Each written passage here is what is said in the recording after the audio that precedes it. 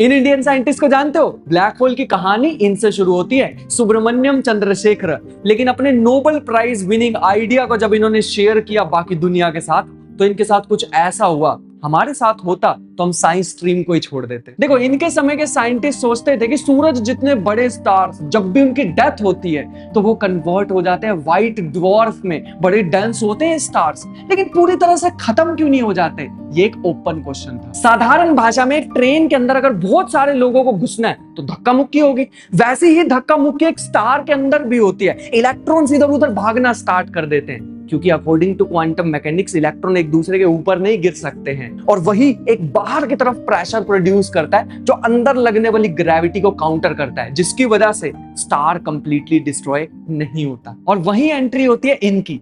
इन्होंने पूछा कि अगर स्टार बहुत बड़ा हो, जिसकी ग्रेविटी भी बहुत ज्यादा होगी, तो इलेक्ट्रॉन को तेज भागना होगा। लेकिन कितनी मैक्सिमम तेज भाग सकते हैं? Near the speed of light. अनंत तक तो नहीं भाग सकते। देखो, जब भी स्पीड ऑफ लाइट के आसपास हो ना, तो स्पेशल थ्योरी ऑफ रिलेटिविटी काम में लेनी पड़ती है, जो इन्हें समझ आ चुका था। जैसे इन्होंने कैलकुलेशन की, इन्हें पता लगा अगर किसी भी स्टार का मास 1.4 टाइम्स ज्यादा हो हमारे सन के मास से, तो ग्रेविटी जीत जाएगी। इसका मतलब वो स्टार कन्वर्ट हो जाएगा या तो न्यूट्रॉन स्टार में या फिर ब्लैक होल में। आइडिया तो बहुत रिवॉल्यूशनरी था, लेकिन उस समय के सबसे बड़े साइंटिस्ट एडिंगटन को ये आइडिया पसंद नहीं आया।